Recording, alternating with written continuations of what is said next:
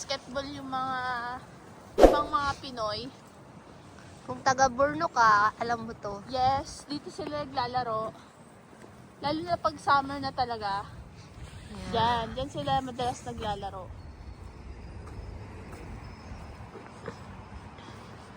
Malawang kung maganda yung panahon ngayon nandito sila. Yes, malamang nandito yung mga Sabado Linggo marami dito eh. Yan. dito sila naglalaro. Malapit. Sa Istara. Oh, dun din nababa. So, magsa-summer na, baka may paliga uli dito sa Borno ng basketball. Pero alam ko sa July. Prague meron din, pero hindi ako sure kung merong gaganapin ngayon. Pero last year kasi meron yon sa Prague. At dito, hindi ko lang alam kung kailan yung paliga. Pero madalas July. Yes. Pero hindi dyan ginaganap yung paliga, dyan sa ano na yan Nag-aano sila ng Court talaga. court talaga. Indoor. Oo, indoor.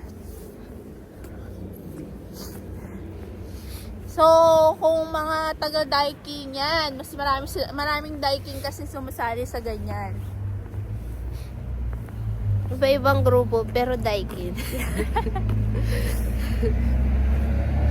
Daikin, DHL. DHL. Yun yung madaming ano. Oo. Pero Kasi pinaka halos madami lalaki. talaga, diking talaga.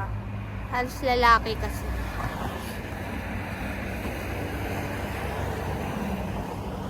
Yung sa amin naman, kadalasan sila yung mga Sila yung officer. sila yung organizer. Yung sa mga katrabaho naman namin, sila yung halos nag-organize.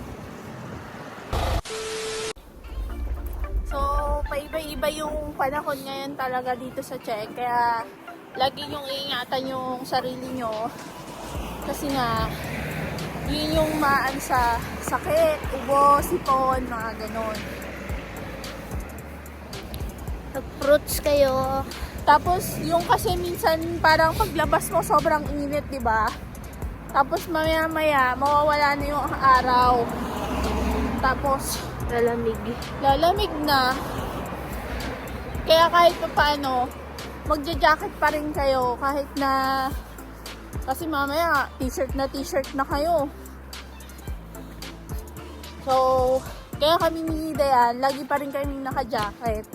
Kahit yung manipis pang jacket. So ngayon, nagmakapal na naman kami kasi Doble-doble. masyadong malamig ngayon. So, mahirap din magkasakit.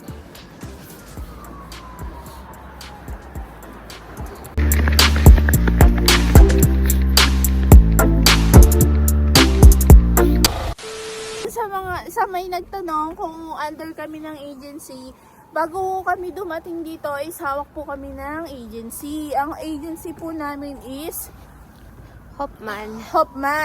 Dati sa Prague. Yes.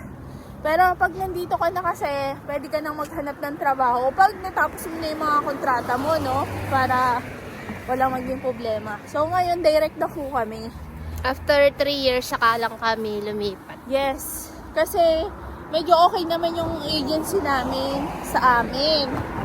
Tapos, yung nakahanap kami ng trabaho na bago, it means, direct na. Yun, lumipat na kami.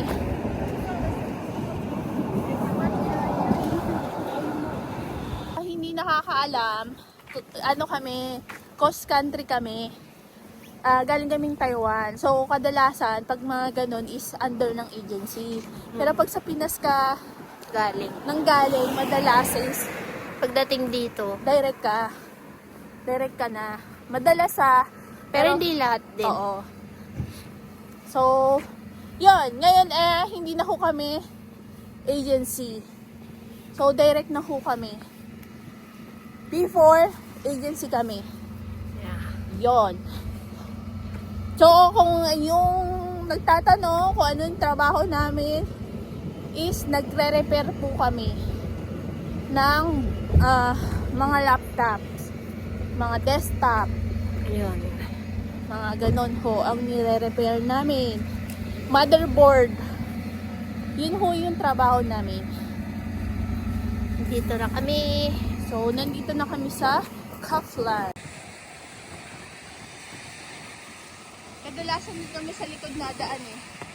So, Ayun ngayon na. nandito kami sa harap. Ito yung harap ng Kaufland.